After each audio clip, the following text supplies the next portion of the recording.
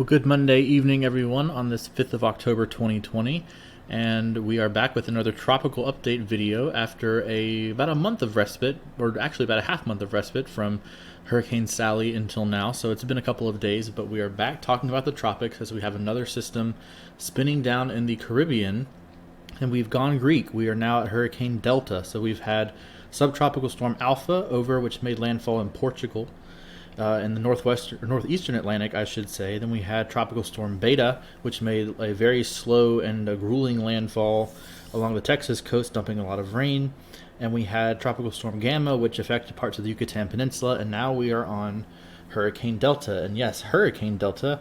And tonight is the first video update I've done about this storm, but it has rapidly intensified from a 40-mile-per-hour tropical storm to a 75-mile-per-hour hurricane just in the past 12 hours. So we have a very rapidly intensifying system, and that is what we are seeing take place with Hurricane Delta. And the reason that this video is occurring is that there is eventually a threat to U.S. soil, and I will show you that in the projected path in just a moment. But just to get our bearings for a moment, this is where we are in the world. Here's the western half of Cuba up here. Here's the Isle of Youth. This is the western half of Cuba up here. We have the Grand Cayman Island right here, and Jamaica is over here, and the Yucatan Peninsula is over here, and that is where Hurricane Delta has its sights set in this general direction, forecast to make a pretty significant impact along the Yucatan Peninsula in the coming days. So before I jump more into the satellite imagery, I want to jump over to the forecast track, because I know a lot of viewers like to jump on, look at that, and then that's the most important thing they want to see. So we'll take a look at the forecast track here. We have Hurricane Delta currently located southwest of Jamaica, maximum sustained winds of 75 miles per hour with moving west-northwest at 8 miles per hour. And we have hurricane warnings hoisted for northeastern Yucatan Peninsula, the western tip of Cuba, Isle of Youth, tropical storm warnings. But you notice that this M marking is on here, and that's something you don't see very common with hurricane forecast. That is major hurricane. So the National Hurricane Center is now forecasting Delta to become a major hurricane before becoming very close to Cancun, a city of over 650,000 people. Early on Wednesday morning, so not a lot of preparation time for that. It kind of spun up very quickly. The Hurricane Center was monitoring this area as it was in the eastern and central Caribbean, and now it has quickly spun up into a hurricane and is forecast to maintain that intensity and actually intensify, becoming a major hurricane by early Wednesday, clipping the Yucatan Peninsula up here, then entering the Gulf of Mexico, and then turning as a trough builds and a bigger trough builds over the central United States, going to push Delta ever so slightly to the east and cause it to recurve back to our favorite spot this season in southeastern Louisiana. So we've had Laura in southwestern Louisiana, we had Sally near Mobile Bay, Alabama, and now we are dealing with another target, a storm forecast to make an impact later this week, afternoon of Friday, on the southeastern Louisiana coast. So jumping back to the satellite imagery, you can clearly tell where the area of interest is here. You can see the rotation. You can see these really dark, robust colors, and your eyes kind of perceive this as a really warm color, but really it's indicating really cold cloud tops. So when we have convection, we have moisture being pulled up from the warm Atlantic Ocean, Caribbean waters, and you have it being pulled up, and you have really tall thunderstorm tops. And then the higher in the atmosphere they go, the cooler they get. So you have those really cool tops, and when you see these really dark, robust colors, that means the storm is very, there's a lot of thunderstorm activity. It's very, very intense, and it's very, active. So anytime you see these colors around the circulation of a system, around the core of the system, that's a sign of a very healthy system that's getting a lot of, that energy from the energy transfer from the ocean waters and ocean heat content up into the storm.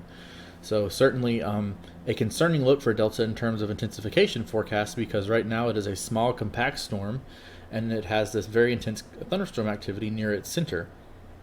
So it is expected to it is forecast to strengthen over the next 24 to 36 hours before making an impact up here near Cancun.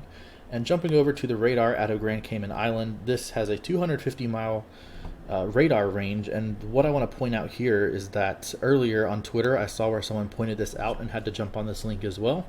So the radar is out of Grand Cayman Island right here, but you notice this down here this little eye wall feature. So the hurricane hunters actually went into the storm earlier and discovered a closed eye wall with one of their drop sondes. So they have technology that they drop out of the hurricane hunter aircraft, falls down, splashes to the sea, and then you have it takes measurements like pressure, atmospheric pressure, temperature, wind speed, everything like that, and that data is sent back and transmitted back to the hurricane hunter aircraft, and part of the reconnaissance that these hurricane hunter aircraft fly. And that indicated a closed eye wall. So if you have a small compact storm, really warm ocean waters in the Western Caribbean, in an area that is favored for tropical cyclone activity, climatologically speaking, in the month of October, you have a small compact storm, and you have that warm water, that large fetch of water between here and the Yucatan Peninsula. You have the possibility and the likelihood of a strengthening hurricane, and that is exactly what we're seeing as it's quickly spun up today. And with a closed eye wall, that just makes it so much easier for the storm to consolidate and quickly intensify. So we'll have to see what Delta does, but it is worth noting that the radar is already indicating a closed eye wall on the system as it enters its nighttime nocturnal cycle, which is typically when hurricanes have their uptick in thunderstorm activity due to differences in diurnal heating and things like that. Some very technical details there, but overall, nighttime is favored for kind of these storms to kind of explode and really get their act together. And then when sun rises in the morning, we see what the hurricane is doing. So moving on to the National Hurricane Center forecast graphic again. Just wanted to revisit this. Again, 2 a.m. Wednesday affecting the Yucatan Peninsula and then entering the Gulf of Mexico as a major hurricane, not spending a lot of time over land, not having a lot of a chance to weaken the storm. And then by Wednesday afternoon, back out into the southern Gulf of Mexico, where Tropical Storm Gamma was dumping lots of heavy rain just a couple of days ago. So this is not Tropical Storm Gamma. Gamma is now dissipated and is now drifting off to the northeast as a remnant low. And now Delta is taking center stage as it continues on this northwest track toward the Gulf of Mexico, entering and weakening slightly due to a combination of wind shear, and there are some cooler waters due to a couple of cold fronts that have come through, couple of potent cold fronts, and also just in general some upwelling from past storms we've had, Laura and Sally. So the waters are not extremely warm here, so that is a little bit of a barrier. It's probably not going to stop a strong hurricane, but if you do have a marginal hurricane, it's probably going to weaken just a bit before landfall, but the impacts remain the same. You're still going to have heavy rain, you're still going to have strong winds and storm surge. Anytime you have a storm coming north against the coast, it has a lot of water that's built up in front of it due to the fetch of the Gulf of Mexico. So anytime you have a storm doing this, it's going to have significant impacts, no matter if it's a Category 1 or a Category 3 or 4, something like that, as a major hurricane. But what I did want to point out is that current forecast guidance does have it rapidly intensifying still through tomorrow night. So it is already rapidly intensified today into a hurricane. But if I jump over to this tweet from Jack Sillen on Twitter, there's a lot of chatter about SHIP's intensity guidance, and that is the Statistical Hurricane Intensity Prediction System. I believe I got that acronym right. Earlier today, but the latest numbers out are no less staggering. There's a 66% chance we'll have a 105 knot or 115 mile per hour major hurricane by this time tomorrow, which is 26 times the climatological average probability. So that is significant, because that is saying that there is a 66% chance that we have a major hurricane at this time tomorrow night, which is not a very common occurrence, where you have rapidly intensifying a 40 knot intensification. So that would be about 46 miles per hour of wind speed added to the storm in just a 24-hour period, which is pretty rare in terms of the Atlantic hurricane basin. That's more common out in the Pacific, where there's a lot more ocean for the storms to go through. But overall, just something to keep in mind.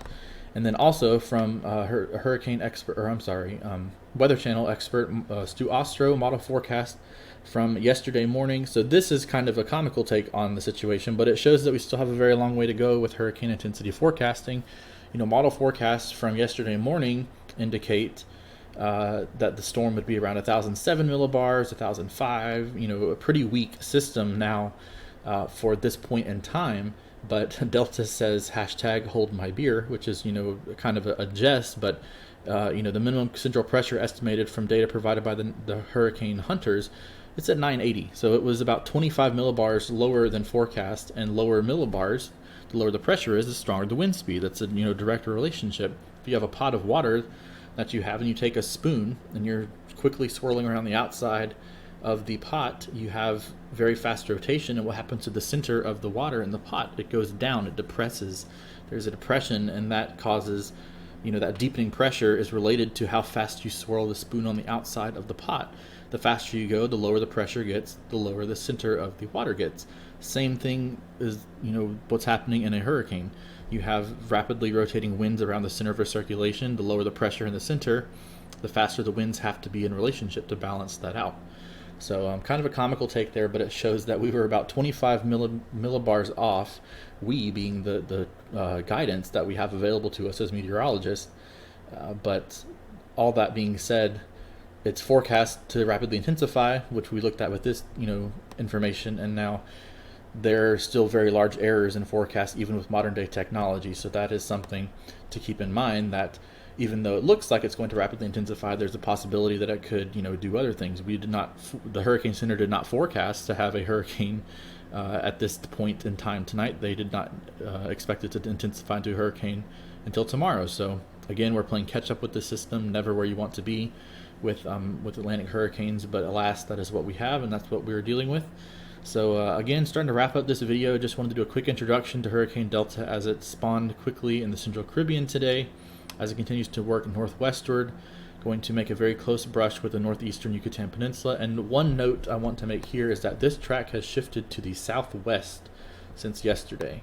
So yesterday, model guidance and the overall track was more something like this, and now it has shifted to the southwest. So there could be some wobbles back and forth from the southwest to the northeast, but overall it's looking to thread the needle here between Cancun and the western tip of Cuba.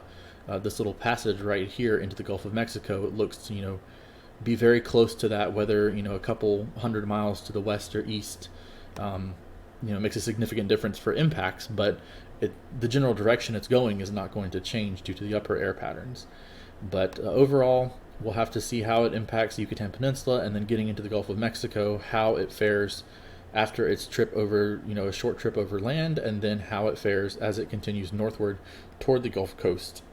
And we will have to see what Delta decides to do. And with the Greek storm, or the Greek named storm, we've obviously have hurricane fatigue, but it's still important to this is the 26th named storm this season. A lot of them have been fish storms, they've been out to sea, but we have had some significant hurricanes like Isaias, Laura, Sally, to name a few. And of course, impacts are still going to remain high if we have an approaching hurricane to the Louisiana coast late Friday afternoon. That's all I had for this video. Just wanted to do a quick introduction. I'll do another video tomorrow evening when we have more information on Delta and we see what Hurricane Delta decides to do over the next 24 hours. Forecast to strengthen, and we will see if that does hold true. So until then, if you have any questions, feel free to ping me on Facebook or comment on this video. It'll be posted on YouTube as well. And take care, stay safe, and I'll see you on the next video. Thanks.